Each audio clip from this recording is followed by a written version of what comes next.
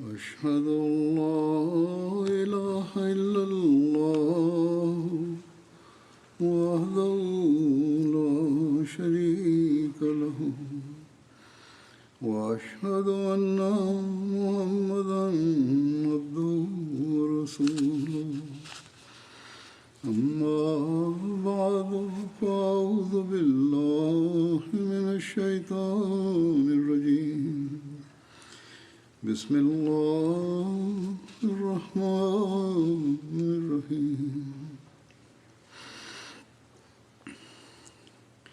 الحمد لله رب العالمين الرحمن الرحيم مالك يوم الدين إياك نعبد وإياك نستعين اهدنا الصراط المستقيم صراط الذين أنعمت عليهم غير المغضوب عليهم ولا الضالين. अल्लाह ताला क़ुरान शरीफ़ में फ़रमाए थो इन्नल्लाह यामुरुकुम अन तुअद्दुल अमानात इला अहलिहा। माना त यकीनन अल्लाह ताला हुकुम ॾिए थो त अमानतूं उन्हनि जे मुस्तहिक़नि जे हवाले कयो। वरी हिकिड़ी हदीस में अचे थो पाण सॻोरन सल्लल्लाहु अलैहि वसल्लम फ़रमायो त को उहिदो ऐं अहिड़ो मक़ाम जंहिं में अख़्तियार ॾिनो वियो हुजे माण्हुनि जा मामला ॾिसण जो या माण्हुनि खे निगरान मुक़ररु कयो वियो हुजे त हीअ बि हिकिड़ी अमानत आहे। सो इन लिहाज़ खां असांजे जमायती निज़ाम में बि हर उहिदो या का ख़िदमत जंहिं ते कंहिंखे मामूर कयो वेंदो आहे अमानत आहिनि। असांजे जमायती निज़ाम में हर सतह ते असीं पंहिंजा उहिदेदार चूंडींदा आहियूं। मुक़ामी सतह खां वठी मरकज़ी मुल्की सतह ताईं। अहिड़ी तरह मरकज़ में आहिनि, पोइ ज़ैली तंज़ीमुनि में इन ई तरतीब सां मुक़ररु कया वेंदा आहिनि। मरकज़ी निज़ाम आहे या ज़ैली तंज़ीम जो निज़ाम आहे, हर हंधि हेठीं सतह खां वठी मरकज़ी सतह ताईं उहिदेदार मुक़ररु कया वेंदा आहिनि ऐं अमूमन ही चूंड जे ज़रिए थींदो आहे। सो अल्लाह ताला जो हुकुम आहे त जॾहिं तव्हां ही उहिदेदार चूंडियो त अहिड़नि माण्हुनि खे चूंडियो जेके बज़ाहिर नज़र माना त तव्हांजी नज़र में इन कम जे लाइ बहितरीनु आहिनि ऐं पंहिंजे कम जी अमानत जो हक़ अदा करे सघनि था। चूंड महल ख़ैश परवरी या मिटरी माइटरी जो ख़्यालु न रखणु घुरिजे। कॾहिं कॾहिं के उहिदेदार मरकज़ी तौर ते या ख़लीफ़े वक़्त पारां डायरेक्ट बि मुक़ररु कया वेंदा आहिनि ऐं कोशिशि इहा ई हूंदी आहे त ग़ौर करे जेको बहितरीनु माण्हू इन कम जे लाइ मुयसरु हुजे उनखे मुक़ररु कयो वञे। पर कॾहिं कॾहिं अंदाज़े जी ग़लती बि थी सघे थी या उहिदा हासिलु करण खां पोइ माण्हुनि जा मिज़ाज मटिजी वेंदा आहिनि ऐं जेको आजिज़ी ऐं महिनत सां ऐं इंसाफ़ सां कमु करण जो रूह हिकिड़े उहिदेदार में हुअणु घुरिजे उहो नाहे रहंदो त पोइ अहिड़े शख़्स जे रवैये जी ज़िमेवारी उन ई ते हूंदी, चूंडण वारे ते न। बहरहाल असांखे हीअ कोशिशि करणु घुरिजे त असीं पाण मां बहितरीनु माण्हू चूंडियूं मुंतखब करने वाले। ऐं दुआ करे चूंडियूं। बहरहाल यही कोशिश करनी चाहिए कि हम आम तौर ते हीअ कोशिशि हूंदी आहे बेहतरीन लोग त जंहिं माण्हू खे कंहिं कम जे लाइ मुक़ररु कयो पियो थो वञे बहरहाल उहो अहिड़ो न हुजे जेको अॻिते वधी वधी सिर्फ़ु इन लाइ अचे पियो थो त मां उहिदेदार बणिजी वञा।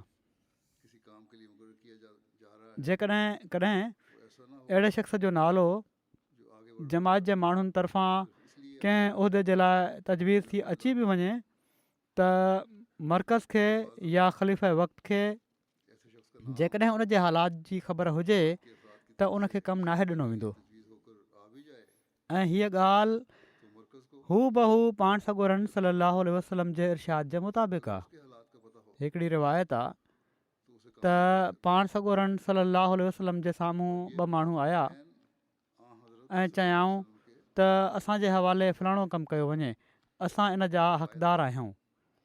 पाण सॻोरन सल्लल्लाहु अलैहि वसल्लम फरमायो दो शख्स त जंहिंखे मां कंहिं कम जे लाइ मुक़ररु कंदो आहियां अल्लाह ताला उन जी मदद फरमाईंदो आहे के अहल हैं। ऐं जेको ख़्वाहिश करे पाण कमु पंहिंजे ज़िमे खणे मैंने कहा उन जी पोइ अल्लाह ताला तरफ़ां मदद नाहे थींदी, अल्लाह ताला उसकी मदद फरमाता है उन जे कम में बरकत नाहे पवंदी। पर ले तंहिं करे फिर अल्लाह ताला की कॾहिं बि उहिदे जी ख़्वाहिश करे उहिदो वठण जी कोशिशि न हुअणु घुरिजे। बरकत नहीं पड़ती।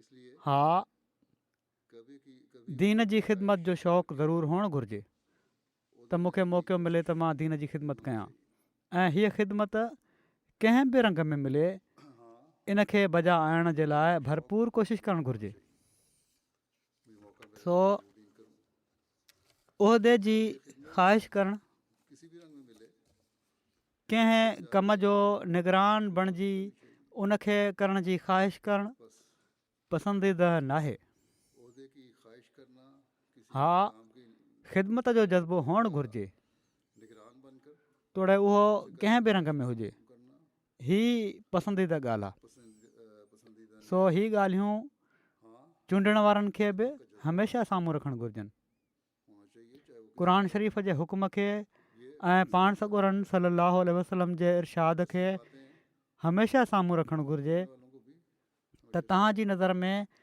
दुआ खां पोइ नीम के हुक्म को जेके तमामु घणा मुस्तहिक माण्हू आहिनि कंहिं ख़िदमत जे लाइ उन्हनि खे चूंडियो। रखना चाहिए कि तुम्हारी नज़र में ऐं ॿियो ही त जेकॾहिं को कंहिं उहिदे जे लाइ ख़्वाहिश रखंदो हुजे उन्हें मुंतखब करो। त जमायती निज़ाम में ऐं ये हर चूंड वारे फोरम में उन जी हौसले शिकनी हुअणु घुरिजे तो ऐं चूंडण वारे खे इंसाफ़ सां इंतखाबी फोरम पंहिंजी चूंड जो हक़ु इस्तेमालु करणु घुरिजे। और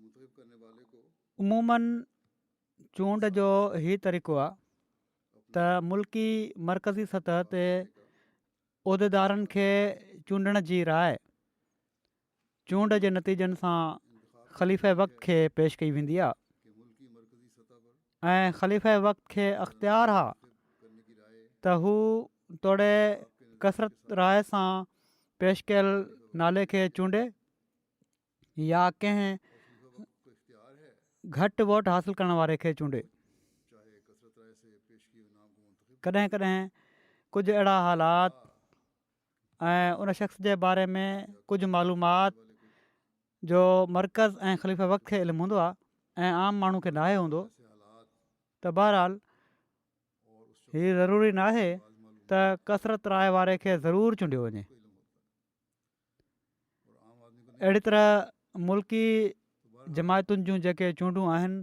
ज़रूरी उन्हनि में है कि कसरत क़ाइदनि मुताबिक़ मुंतखब किया जाए। किन जी मंज़ूरी मुक़ामी मरकज़ी इंतिज़ामिया ॾेई छॾींदी आहे ऐं जेकॾहिं का तब्दीली करणी हुजे त ख़लीफ़े वक़्त खां पुछी वठंदा आहिनि। आवाज़ की मंजूरी मुकामी मरकज़ी इंतज़ामिया कोशिशि त बहरहाल हीअ कई वेंदी आहे और त जंहिं हद ताईं मुमकिन हुजे सुठा कमु करण वारा उहिदेदार मुयसरु अचनि। कोशिश तो बहरहाल पर किन जॻहुनि ते जहिड़े क़िस्म जा माण्हू मुयसरु आहिनि उन्हनि मां ई चूंडणा पवंदा आहिनि। पर हिते वरी चूंडण वारनि खे ख़्यालु रखणु घुरिजे त अमानत जो पंहिंजी इस्तेदादुनि जे मुताबिक़ बहितरीन रंग में हक़ अदा करण वारा माण्हू चूंडिया वञनि ऐं कॾहिं बि कंहिं ख़्वाहिश करण वारे खे या दोस्ती जे करे या मिटी माइटी जे करे या हीअ ॾिसी त अक्सर हथ कंहिं शख़्स जे लाइ खॼा आहिनि त मां बि पंहिंजो हथु मथे करे छॾियां, राय न ॾियणु घुरिजे। हीअ अलाह ताला जे हुक्म जी नफ़ी आहे ऐं पाण सॻोरन सल्लल्लाहु अलैहि वसल्लम जे इरशाद जी नफ़ी आहे। तोड़े जमायती मरकज़ी निज़ाम जूं चूंडूं त हिन साल न आहिनि, थी चुकियूं आहिनि, पर ज़ैली तनज़ीमुनि जूं चूंडूं थियणियूं आहिनि किन जॻहुनि ते, अंसार जूं, ख़ुदाम जूं, लजना जूं। त इन्हनि तनज़ीमुनि जे मेंबरनि खे घुरिजे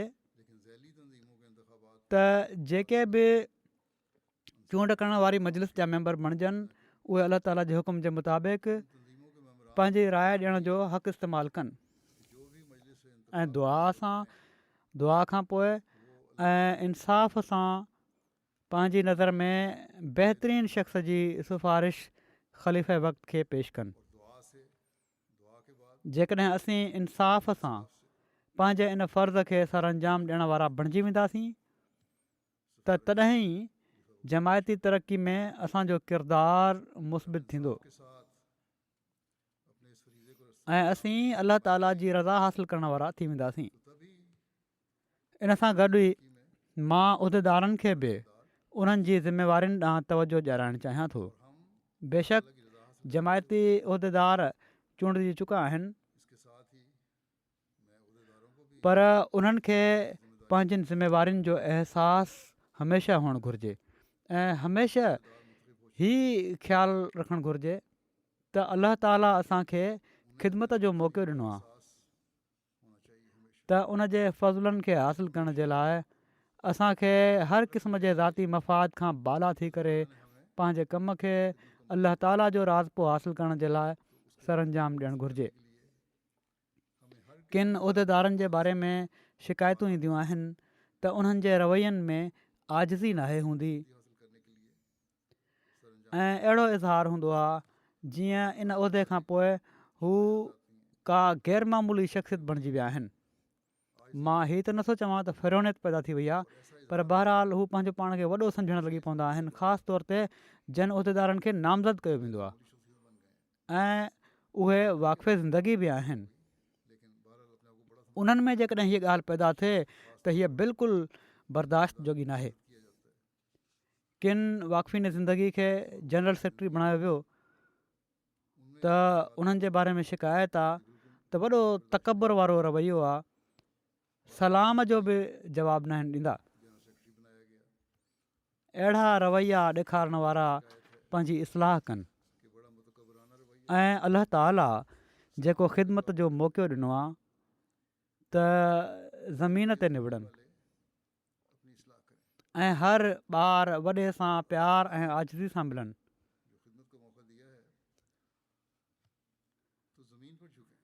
तव्हांखे इन लाइ मुक़ररु कयो वियो आहे त जमायत जे माण्हुनि जी ख़िदमत कयो, ही न त उन्हनि ते कंहिं क़िस्म जो वॾनि ऑफिसरनि वांगुरु रोब विझो। पोइ के अहिड़ा आहिनि जेके पंहिंजा कम बि सही तरह सरअंजाम न आहिनि ॾींदा। हिते मुंहिंजे तरफ़ां बि के मामला रिपोर्ट जे लाइ वेंदा आहिनि त उन्हनि जी मेज़ जे खाने में पिया रहंदा आहिनि जेसिताईं यादगिरी न कराइजे ऐं बार बार न पुछिजे ऐं 6 महीननि साल खां पोइ हिकिड़ो माफ़ीनामो लिखी चई छॾींदा आहिनि त असांखां ग़लती थी वई आहे, असां उन्हनि ते बर वक़्त कार्रवाई न करे सघियासीं। जेकॾहिं मर्कज़ जे ख़तनि सां ऐं ख़लीफ़े वक़्त जे ख़तनि सां उन्हनि जो ही वर्ता ऐं ही रवैयो आहे त पोइ आम जमायत जे माण्हू जे बारे में उन्हनि खां कहिड़ी तरह तवक़ो करे सघिजे थी त सुठो वर्ताव कंदा हूंदा। इन्हनि माण्हुनि खे पंहिंजी इस्लाह करणु घुरिजे, न त इन्हनि खे ख़िदमत खां फ़ारिग़ कयो वेंदो। उहिदेदारनि खे किन ॿियनि ज़िमेवारियुनि ॾांहुं बि मां तवजो ॾियारणु चाहींदुसि। हिकु त इहो ई त पंहिंजे अंदरि आजिज़ी पैदा कयो ऐं जेका ज़िमेवारी ॾिनी वई आहे उनखे उनजो हक़ अदा कंदे अदा करण जी कोशिशि कयो। हर वक़्तु हीअ ज़हन में रहे त ख़ुदा ताला असांजे मथां निगरान आहे। हू असांजी समूरी चुरपुर ॾिसे पियो थो। को उहिदो मिलण खां पोइ असीं हर क़िस्म जी बंदिशुनि खां आज़ादु नाहियूं थी विया ऐं पर असीं ख़ुदा ताला जी पकड़ हेठि घणो अची विया आहियूं। माण्हुनि असांखे चूंडियो आहे, असां ते एतमाद करे ख़लीफ़े वक़्तु असांखे इन ख़िदमत जे लाइ मंज़ूरु कयो आहे त असांखे इन एतमाद खे क़ाइमु रखण जी कोशिशि करणी आहे ऐं पंहिंजूं समूरियूं सलाहियतूं इन ख़िदमत खे बहितरीन रंग में अदा करण जे लाइ ख़र्चु करणियूं आहिनि। हीअ सोच हूंदी त तॾहिं सही कमु करण जो रूह बि पैदा थींदो ऐं जमायत जे माण्हुनि जो बि ताउन रहंदो। अक्सर उहिदेदार जेका शिकायत कंदा आहिनि त किन शोबनि में जमायत जा माण्हू ताउन नथा कनि। बेशक हीअ माण्हुनि जी बि ज़िमेवारी आहे त जन माण्हुनि खे उन्हनि पाण ख़िदमत जे लाइ चूंडियो आहे उन्हनि सां ताउन बि कनि, पर साण ई उहिदेदारनि जो बि कमु आहे त पंहिंजा बहितरीन मिसाल माण्हुनि जे साम्हूं क़ाइमु कनि। हाणे हिकिड़े उहिदेदार जी रिपोर्ट मिली आहे त हू पंहिंजी कमाई ते सही चंदो नथो ॾिए ऐं न ई घटि शरह सां चंदो अदा करण जी इजाज़त वठणु चाहे थो। त अहिड़ो शख़्स पोइ ॿियनि जे लाइ कहिड़ो नमूनो पेश कंदो? ॿियनि खे कीअं चवंदो त माली क़ुर्बानी कयो? सो पंहिंजा ज़ाती नमूना तमामु ज़रूरी आहिनि। तमामु घणे इस्तग़फ़ार जी ज़रूरत आहे। अलाह ताला जी तस्बीह करण जी ज़रूरत आहे। पंहिंजी हालतुनि जा जाइज़ा वठण जी ज़रूरत आहे। जेकॾहिं हिकिड़ो सेक्रेटरी तरबियत ख़ुदि 5 वक़्त बाजमायत निमाज़ पढ़ण ॾांहुं तवजो नथो ॾिए त ॿियनि खे कीअं थो तलक़ीन करे सघे त निमाज़ुनि ॾांहुं तवजो ॾियो। अहिड़ी तरह हिकिड़ो वाक़फ़े ज़िंदगी ऐं मुरबी पाण नफ़िल पढ़ण ॾांहुं तवजो नथो पियो ॾिए त जमायत जे माण्हुनि खे हू कीअं नसीहत करे सघे थो त इबादतुनि ॾांहुं तवजो कयो। हज़रत मसीह मऊद अलैहिस्सलातु वस्सलाम इन ई पासे त असांजी तवजो ॼाई आहे त ग़ैरहमदी मुला नसीहत कंदो आहे पर उन जा अमल उन जी नसीहत जे मुताबिक़ न आहिनि, तंहिं करे उन जी ॻाल्हियुनि जो असरु नाहे थींदो। सो असांजे लाइ त हर घड़ी वॾे फ़िक्र सां गुज़ारण जी ज़रूरत आहे। हर क़दम ॾाढो एहतियात सां खणण जी ज़रूरत आहे। जॾहिं हीउ थींदो तॾहिं असीं पंहिंजी अमानतुनि जो हक़ अदा करण वारा थींदासीं। तरबियत जा सेक्रेटरी जेकॾहिं पंहिंजा नमूना क़ाइमु कंदे प्यार ऐं मुहबत सां जमायत जी तरबियत कनि त जमायत जे माण्हुनि में हिकिड़ी इनक़िलाबी तब्दीली पैदा करे सघनि था। हर उहिदेदार खे पंहिंजे शोबे जी बहितरीअ जे लाइ घटि में घटि 2 नफ़िल बि रोज़ पढ़णु घुरिजनि त अलाह ताला बरकत अता फ़रमाए। जेकॾहिं तरबियत जो शोबो फ़आल थी वञे त बाक़ी शोबा पाण मुरादो मुंहिंजे अंदाज़े जे मुताबिक़ घटि में घटि 70% ताईं बहितर रंग में कमु करणु शुरू करे ॾींदा। सो हमेशह यादि रखणु घुरिजे त उहिदेदारनि पंहिंजा नमूना क़ाइमु करणा आहिनि ऐं ख़ासि तौर ते जमायत जे अमीरनि, जमायत जे सदरनि ऐं तरबियत जे सेक्रेटरियुनि ख़ुसूसनि। ॿियनि बि करणा आहिनि, हीअ न आहे त ॿिया न बि कनि त को फ़र्क़ु नथो पए। मुंहिंजो हिननि उहिदेदारनि खे ख़ासि तवजो ॼाणाइण जो हरगिज़ ई मतिलबु न आहे त बाक़ी न बि कनि त फ़र्क़ु नथो पए। ना भी करें तो फर्क नहीं पड़ता। हर हिकु कंदो तॾहिं ई जमायती तरक़ी सही तरह थींदी। खास तवज्जो दिलाने का हरगिज़ ये मतलब नहीं है जेकॾहिं पंहिंजा नमूना तो फर्क नहीं पड़ता। न ॾेखारनि हर एक त हीउ न आहे त को फ़र्क़ु नथो पए, मादी तरक्की वॾो फ़र्क़ु थो पए। अगर अपने नमूने हर उहिदेदार जे अमल जो फ़र्क़ु पए थो। जेकॾहिं सेक्रेटरी माल कोई फर्क नहीं पड़ता। ख़ुदि पंहिंजा चंदा एहतियात सां नथो पियो ॾिए त ॿियनि खे छा चवंदो जहिड़ो की मूं ॿुधायो, कि अमल ऐं पोइ उन जे चवण में कहिड़ी बरक़त हूंदी। अगर सेक्रेटरी माल जेकॾहिं तबलीग जो सेक्रेटरी अपने चंदे तबलीग जो हक़ु इतिहास से दाखिल अदा ई नथो करे पियो तो दूसरों को क्या कहेगा? जैसा कि मैंने त जमायत जे माण्हुनि खे कहिड़ी तरह कहने में क्या तबलीग जे लाइ मुतहरिक कंदो। अगर तबलीग का सेक्रेटरी सो हर शोबो अहम का आहे। हक अहिड़ी तरह अदा ही नहीं कर रहा ज़ैली तनज़ीमुनि जे सदरनि जा उहिदा आहिनि तो किस तरह ऐं बाक़ी आमला मेंबरनि जा उहिदा अहम आहिनि। बस ज़ैली तनज़ीमुनि में बि हर सतह ते पंहिंजो पाण खे फ़आल करिणो पवंदो। के उहदे हैं और बाकी आमला किन जॻहुनि ते सदर लजना जे बारे में शिकायत ईंदी आहे त उन्हनि जा रवैया सही न आहिनि, हर सतह किन जा नोमुबायात सां रवैया सही न आहिनि, उन्हनि खे छिकण जे बदिरां उन्हनि खे भॼाइण जो सबबु बणिजी रहियूं आहिनि। कि उनके रवैये ठीक नहीं है।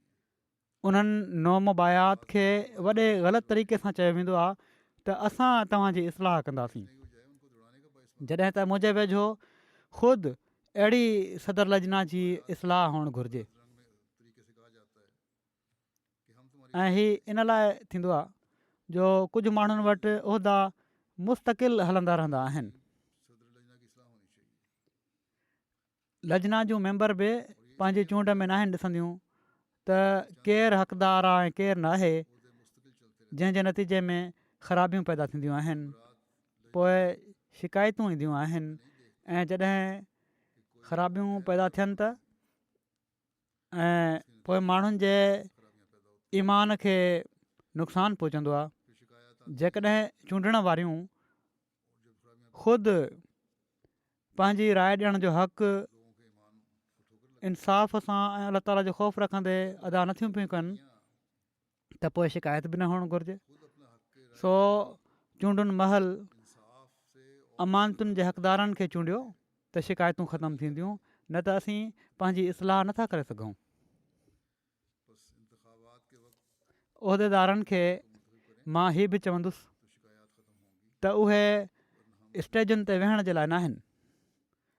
हर उहिदेदार खे पंहिंजी ड्यूटी हिकिड़ो आम कारकुन बणिजी ॾियणु घुरिजे। ये भी कहूँगा हिकिड़ी कि वो स्टेज औरत मूंखे ॿुधायो नोमवाया ॿाहिरां आयल औरत हुई हिन जलसे ते, त हिते जलसे ते मूंखे हिकिड़ी ॻाल्हि ॾाढो मुतासिर कयो। ये खातून ने मुझसे जिक्र किया मूं ॾिठो त सदर लजना डिसिप्लिन वारियुनि छोकिरियुनि सां गॾु ड्यूटी पई ॾिए, कि यहाँ जलसे पर एक बात ने त बहरहाल हीअ त उन सदर जो फ़र्ज़ु हो। मैंने देखा कि सदर लजना हीअ को ग़ैर मामूली कमु न आहे जेको उन कयो। बड़ी लड़कियों के साथ ड्यूटी दे रही थी जेकॾहिं ड्यूटी न ॾेई रही हुजे ऐं निगरानी न करे रही हुजे हर हंधि, उसका फ़र्ज़ था त तॾहिं त उहा ॾोहारी आहे। कोई गैर मामूली काम नहीं जो उसने जेकॾहिं सदर ख़ुदि अहिड़ी तरह ड्यूटी न ॾिए अगर या चेक न करे और निगरानी ना कर त हूअ पंहिंजी अमानत जो हक़ अदा नथी पई करे।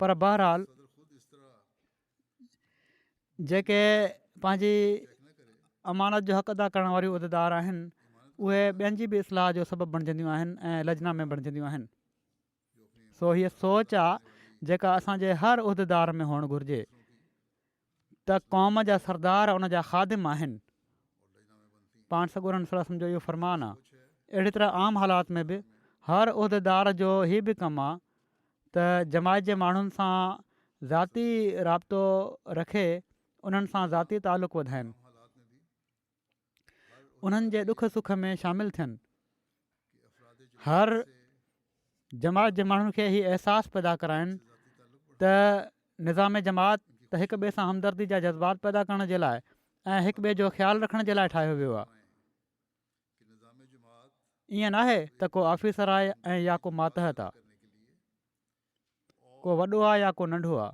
इन लाइ न। ख्याल रखने के लिए बनाया असां सभई हिकु आहियूं, ना कि पाण में भाइर आहियूं कोई मदद ऐं हज़रत मसीह मौद अलैहिस्सलाम जे मिशन खे पूरो करण जे लाइ पंहिंजनि पंहिंजनि सलाहियतुनि जे मुताबिक़ कोशिशि कयूं पिया था।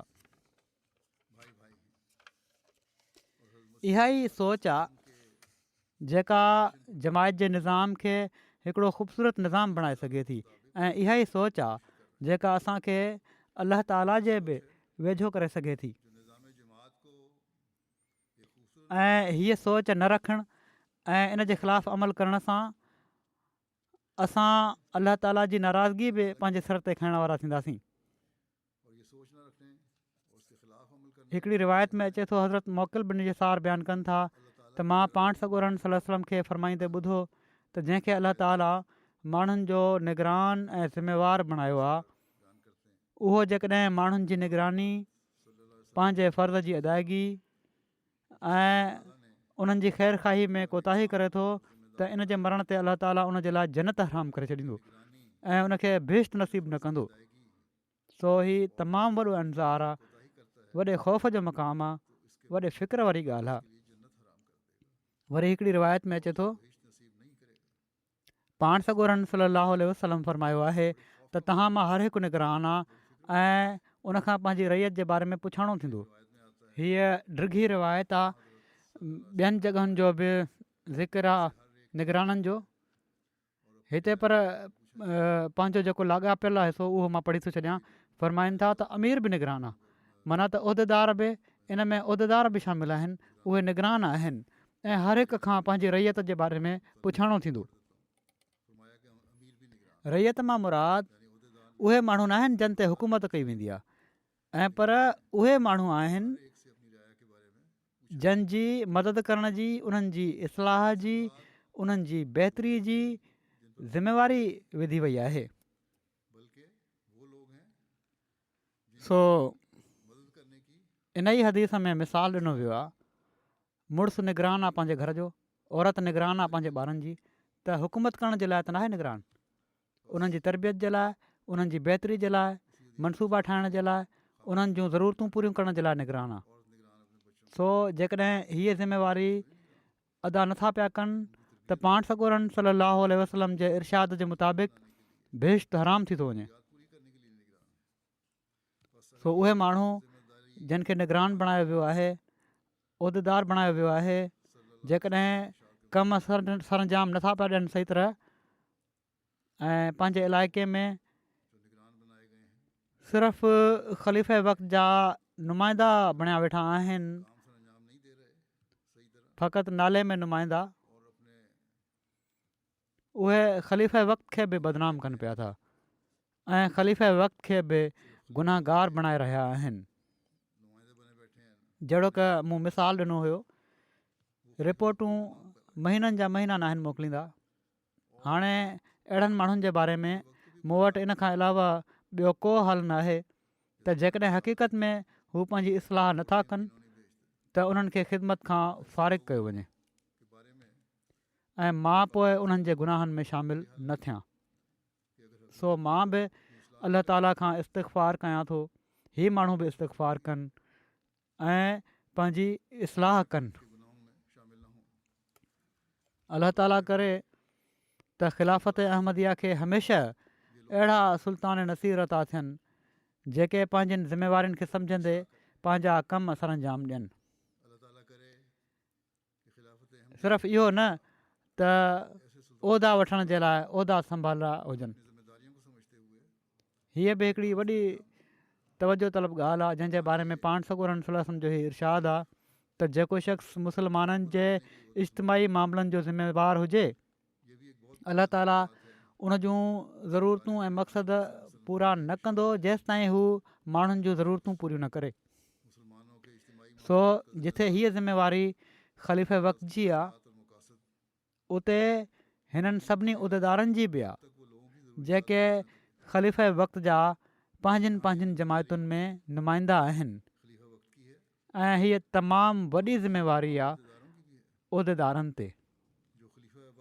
सिर्फ़ु आमला जे इजलासनि में पंहिंजी राय ॾेई ऐं मीटिंग्स में शामिलु थी करे सम्झी वठणु त असां पंहिंजो फ़र्ज़ु अदा करे छॾियो आहे, हीअ काफ़ी न आहे। माण्हुनि जी बहितरी जे लाइ मनसूबाबंदी करणु ऐं पोइ इन ते अमल दरामद कराइणु तमामु ज़रूरी ॻाल्हि आहे।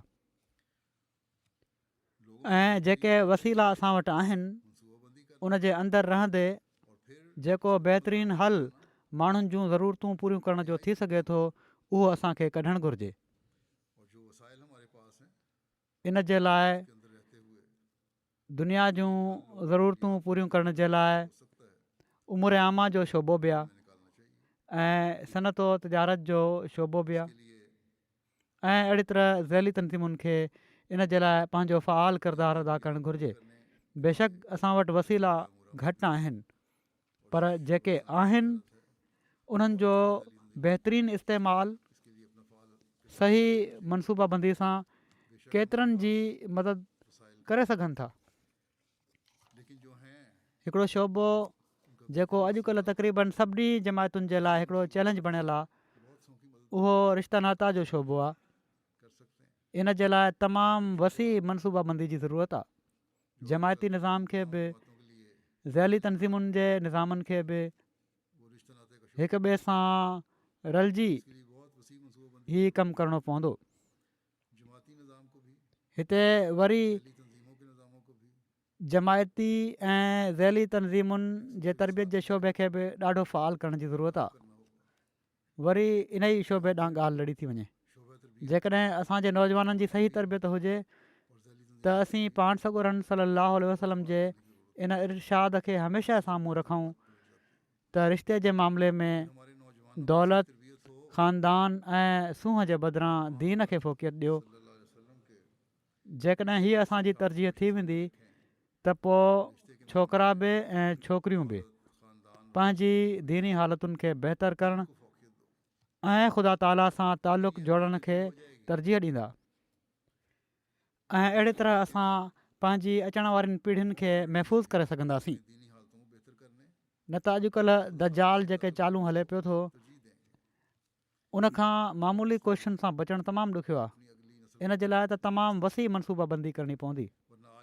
सो हर उहिदेदार खे पहिरियां पंहिंजे घर जी इस्लाह जी ज़रूरत आहे, पोइ जमायत में इन ॻाल्हि ॾांहुं ॾाढी तवजो ॾियारण जी ज़रूरत आहे त असांजो अहद दीन खे दुनिया ते मुक़दम रखण जो सिर्फ़ु अहद ई न हुजे ऐं पर असां मां हर हिकु इन जी अमली शिकिल बणिजी वञे।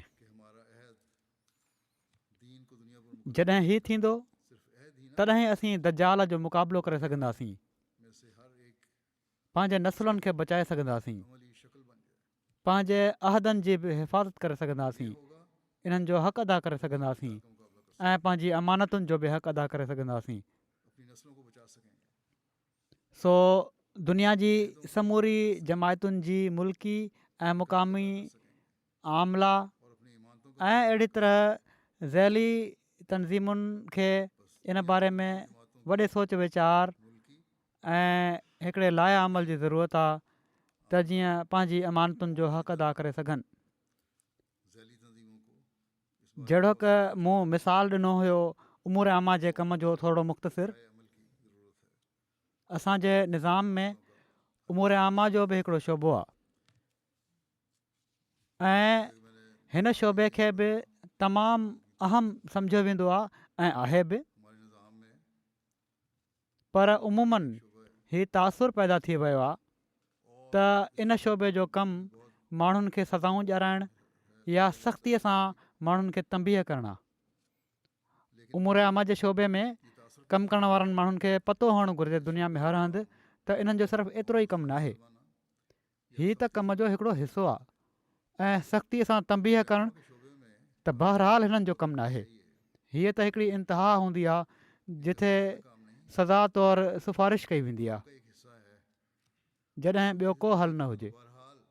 हिते वरी मां इहो ई चवंदुसि त जेकॾहिं तरबियत जो शोबो फ़आल आहे त उमिरि आमा जा केतिरा ई मसइला हल थी था वञनि जेके जमायत जे माण्हुनि जे पाण में झेड़नि सां तालुक़ु रखनि था या जमायत जे माण्हुनि जो ग़लति कमनि में मुलविस हुअण सां तालुक़ु रखनि था या मुखालफ़नि जी कंहिं ज़रिए सां या कमज़ोर ईमान वारनि जे ज़रिए सां जमायत में बेचैनी पैदा करण जी जेका कोशिशि हूंदी आहे उन सां तालुक़ु रखनि था ऐं किन जॻहुनि ते तरबियत जे शोबे जमायत जे माण्हुनि सां हिकिड़ो ख़ासि तालुक़ु पैदा करे इन बारे में कोशिशि बि कई आहे त जिथे माण्हुनि जूं शिकायतूं इन कोशिश सां ख़तमु थियूं ऐं निज़ाम खां बदज़नी ख़तमु थी उते उन्हनि जमायती फ़ैसिलनि जो एतिराम बि कयो ऐं उनखे एतिराम सां क़बूल बि कयो ऐं पोइ मुखालफ़नि जूं जेके मुनाफ़िक़नि या बदज़न माण्हुनि मां फ़ाइदो वठण जूं कोशिशूं हुयूं उहे बि नाकाम थियूं। सो तरबियत जे शोबे ऐं उमिरि आमा खे किन मामलनि में रलिजी कमु करण जी ॾाढी ज़रूरत आहे। जहिड़ो की मूं चयो उमिरि आमा जो कमु त तमामु वसी आहे। जमायत में मुआशी इस्तेकाम पैदा करण जे लाइ प्रोग्राम ठाहिणु हिननि जो कमु आहे।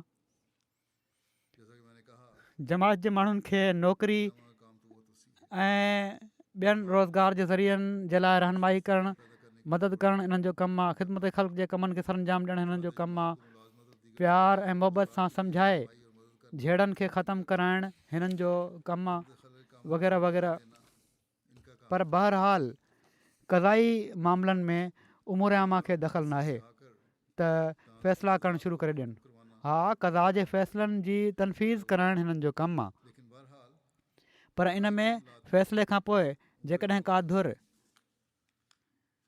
इन जी तामील करण में बहानेबाज़ी खां कमु वठी रही आहे त उमिरि आमा जे शोबे जो कमु आहे त उनखे आराम सां सम्झाइनि त इन ते अमल न करे छो पंहिंजो दीन बर्बादु कयो था, थोरे दुनिया जे मफ़ाद ख़ातिर छो पंहिंजो दीन बर्बादु कयो था ऐं मुंहिंजो वक़्तु बि ज़ाया कंदा आहिनि। पोइ अहिड़ा माण्हू बार बार मूंखे ई लिखंदा रहंदा आहिनि, हालांकि ग़लति पाण हूंदा आहिनि। त केतिरा ई माण्हू सम्झी वेंदा आहिनि जेकॾहिं उन्हनि खे सम्झायो वञे त। बहरहाल उमिरि आमा जो कमु सिर्फ़ु सज़ाऊं ॾियाराइणु न आहे ऐं पर इन्हनि सज़ाउनि खां माण्हुनि खे बचाइणु आहे ऐं इन जे लाइ उन्हनि खे हर मुमकिन कोशिशि करणु घुरिजे।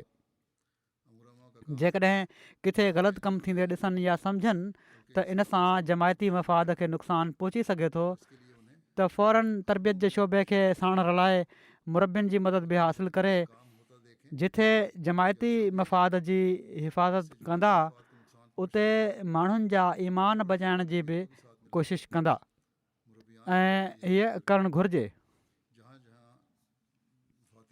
कॾहिं कॾहिं उहिदेदारनि जा रवैया निज़ाम जे बारे में बदज़नियूं पैदा करे छॾींदा आहिनि। मिसाल तौरु हीअ त जेकॾहिं कंहिं पंहिंजी ज़रूरत जे लाइ ख़लीफ़े वक़्त खे दरख़्वास्त ॾिनी आहे त सदर जमात या अमीर जमात या उमिरि आमा या कंहिं ख़ासि लाॻापियल शोबे सां जेकॾहिं लाॻापियल आहे त उन जा कमु करण वारा उन माण्हू सां सख़्ती कंदा आहिनि त असांजे ज़रिए सां छो न दरख़्वास्त ॾिनई ऐं मामिलो लड़की पवंदो आहे, बजाए हिन जे जो फ़ौरी रिपोर्ट मोकिलिनि जेकॾहिं मर्कज़ मां उन्हनि खे रिपोर्ट जे लाइ चयो वियो आहे त। पोइ जॾहिं जवाब न आहिनि वेंदा त उन शख़्स खे बदज़नी पैदा थी वेंदी आहे ऐं डायरेक्ट पोइ मूंखे लिखंदा आहिनि जेके दरख़्वास्तूं उन्हनि खे ख़ासि तौर ते बदज़नी पैदा थींदी आहे त असांजूं दरख़्वास्तूं नथियूं पहुचनि। घणो वक़्तु जॾहिं कार्रवाई न आहे थींदी माण्हू सम्झंदा आहिनि त ख़लीफ़े वक़्त ताईं असांजी दरख़्वास्त पहुती ई न आहे। अहिड़ी बि सूरत हाल थी वेंदी आहे। हिकु पासे त हीअ त असांखां छो न पुछिव, ॿियो हीअ त छो त असांखां पुछिव न तंहिं करे इन ते कार्रवाई न कयो ऐं पोइ बदज़नियूं पैदा थींदियूं आहिनि ख़लीफ़े वक़्त ते, ख़लीफ़े वक़्त जे दफ़्तर ते। हालांकि हीअ सभु ग़लति आहे। हर ख़तु हिते पहुचंदो आहे, जेको हिते अची वञे उनखे पढ़ियो बि वेंदो आहे, खोलियो बि वेंदो आहे, हीअ न त उनखे रोकियो वञे ऐं हर क़िस्म जी दरख़्वास्त लाॻापियल जमायत खे रिपोर्ट जे लाइ मोकिली बि वेंदी आहे। त बहरहाल जमायत जे माण्हुनि खे मां ॿुधाए छॾियां त जेको बि ख़तु उन्हनि जो हिते ईंदो आहे हिते पहुची वञे, उनखे खोलियो बि वेंदो आहे, पढ़ियो बि वेंदो आहे ऐं उन ते कार्रवाई बि कई वेंदी आहे। लाॻापियल जमायत जो शोबो इन जे जवाब में देरि लाहींदो आहे त अहिड़नि उहिदेदारनि खे ख़ौफ़ करणु घुरिजे त उन्हनि जा ही अमल जमायत जे माण्हू ऐं ख़लीफ़े वक़्त में ॾूरी पैदा करण वारा हूंदा आहिनि, निज़ाम जे बारे में बदज़नियूं पैदा करण वारा हूंदा आहिनि ऐं अहिड़ी तरह उहे लाॻापियल उहिदेदार गुनहगार बणिजी रहिया हूंदा आहिनि। कंहिंजे ईमान सां खेॾी हू पंहिंजो पाण खे गुनाहगार बणाए रहिया हूंदा आहिनि। सो अहिड़नि माण्हुनि खे डिॼणु घुरिजे। किसी के ईमान से खेल कर हर उहिदेदार खे हीउ सम्झणो घुरिजे ऐं ख़ासि तौर ते जंहिंजे हवाले जमात जे माण्हुनि जी ज़रूरतुनि जो ख़्यालु रखण जो कमु आहे, त जेकॾहिं उन्हनि सुस्ती ॾेखारी पंहिंजे कम में ऐं माण्हुनि जा हक़ अदा न कयाऊं त न सिर्फ़ु पंहिंजी अमानतुनि में ख़यानत करण वारा आहिनि ऐं पर अलाह ताला जी पकड़ में बि अचण वारा आहिनि। अपने काम में पाण सॻोरन सल्लल्लाहु अलैहि वसल्लम जो इहो इरशाद आहे, रिवायत में अचे थो अपनी ईमान त जेको इमाम, इन मां मुराद हर उहिदेदार आहे, ताला की पकड़ में भी ज़रूरतमंदनि, लाचारनि ऐं ग़रीबनि जे लाइ पंहिंजो दर बंदि रखे थो, रिवायत में आता है अलाह ताला उन जी ज़रूरतुनि जे लाइ आसमान जो दर बंदि करे छॾींदो आहे। सो जेकॾहिं को अहिड़ी सोच रखण वारो उहिदेदार या उन्हनि जे दफ़्तर में कमु करण वारा कारकुन आहिनि त अलाह ताला जो ख़ौफ़ रखंदे माण्हुनि जूं ज़रूरतूं पूरियूं करण में जल्दी कंदा कनि या घटि में घटि जल्दी रिपोर्ट ॾींदा कनि। पोइ मर्कज़ जो कमु आहे त जाइज़ो वठी ॾिसे त केतिरी हद ताईं हीअ ज़रूरत पूरी करे सघिजे थी, पर जवाब ई न ॾियणु कम अज़ कम ऐं दरख़्वास्त खे हिकिड़ी कुंड में रखे छॾणु, हीउ तमामु वॾो ॾोह आहे। कि किस हद तक सो असांखे कोशिशि करणु घुरिजे त अलाह ताला जी रज़ा हासिलु करण जी वधि में वधि कोशिशि कयूं, पास को एक कोने में रख देना हर नेक कमु करण ॾांहुं तवजो रखूं। पाण सॻोरन सल्लल्लाहु अलैहि वसल्लम फरमायो आहे, जिथे बि तव्हां हुजो अलाह ताला जी तक़वा अख़्तियार कयो। जेकॾहिं को ख़राबु कमु कयो त उनखां पोइ नेक कमु करण जी कोशिशि कयो। हीअ नेकी बुराई खे ख़तमु करे छॾींदी ऐं माण्हुनि सां सुठे अख़लाक ऐं सुठे वर्ताव सां पेश अचो। अहिड़ी तरह हिकिड़ी रिवायत में अचे थो त पाण सॻोरन सल्लल्लाहु अलैहि वसल्लम अबू मूसा ऐं मुआज़ बिन जबल खे यमन जे ॿिनि अलॻि हिसनि ॾांहुं वाली मुक़ररु करे मोकिलियो त हीअ नसीहत फ़रमायाऊं त सहूलियत पैदा कजो, ॾुखियाऊं पैदा न कजो, मुहबत ऐं ख़ुशी फैलाइजो ऐं नफ़रत खे उसरणु न ॾिजो। सो हीअ उहा नसीहत आहे जेका हर उहिदेदार खे जेको माण्हुनि सां वधीक वास्तो रखे थो और नफरत ना पनपने दे पंहिंजे लाइ रहनुमा उसूल तौरु साम्हूं रखणु घुरिजे। जो हर ओहदेदार को सो इहो ई उहो तरीक़ो आहे ज़्यादा वास्ता जंहिंसां उहिदेदार जमायत जे माण्हुनि जी ख़िदमत जो हक़ अदा करे सघनि था ऐं उन्हनि जे ईमान जी हिफ़ाज़त में बि किरदारु अदा करे सघनि था बस यही वो तरीक़ा ऐं जमायत जे एके खे क़ाइमु रखण में बि हीउ पंहिंजो किरदारु अदा करे सघनि था ऐं और उनके ईमान पंहिंजी अमानतुनि जा बि हक़ अदा करे सघनि था। में भी किरदार अदा कर सकते हैं। ऐं जॾहिं हीउ थींदो इकाई को कायम रखने में त हिकिड़ो अहिड़ो हसीन मुआशिरो पैदा थींदो जेको सही इस्लामी मुआशिरो आहे मानतों के भी हक अदा कर सकते हैं। ऐं जंहिंखे क़ाइमु करण जे लाइ हज़रत मसीह मऊद अलैहिस्सलातु वस्सलाम आया हुआ तो एक ऐसा ऐं असां उन्हनि खे मञी करे बैत जो अहद कयो आहे। सही इस्लामी मुआशरे सो हमेशह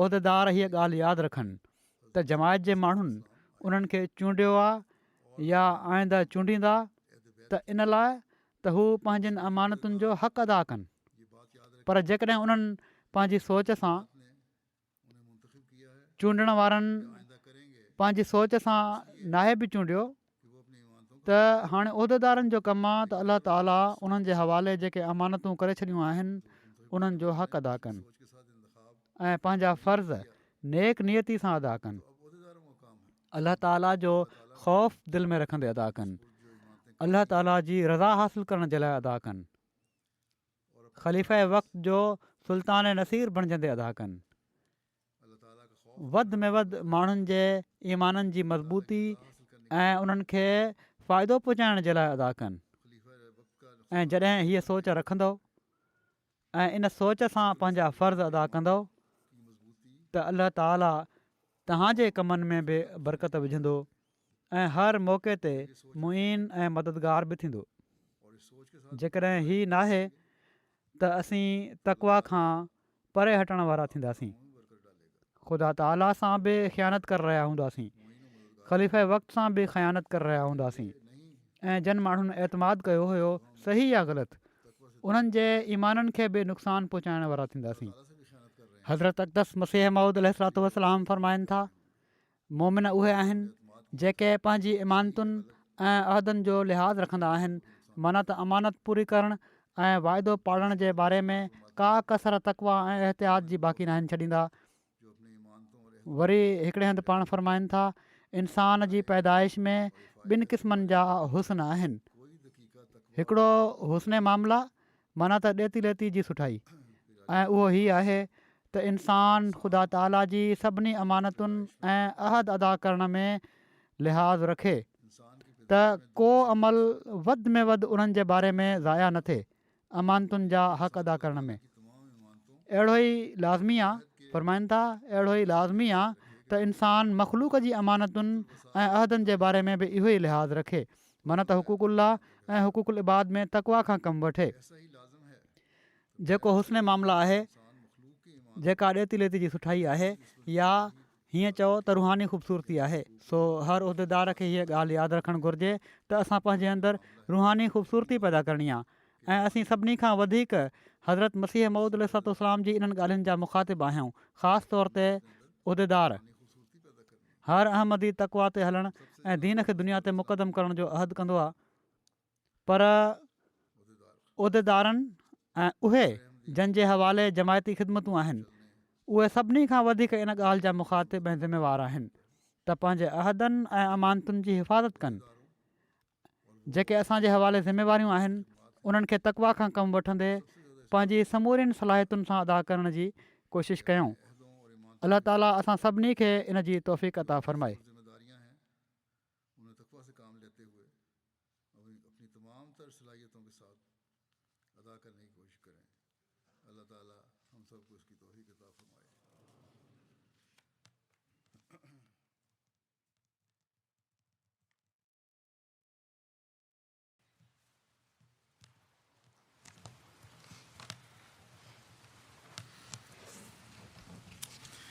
الحمد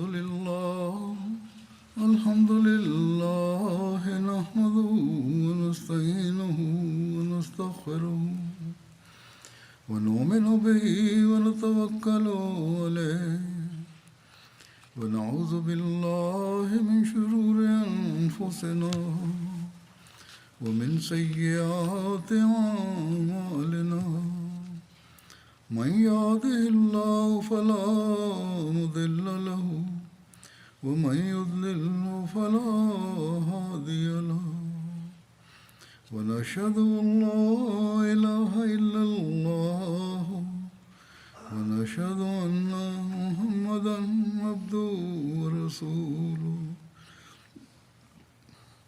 عباد الله رحمكم الله إن الله يأمر بالعدل والإحسان وإيتاء ذي القربى وينهى عن الفحشاء والمنكر والبغي يعظكم لعلكم تذكرون اذكروا الله يذكركم وادعوه يستجب لكم ولذكر الله أكبر.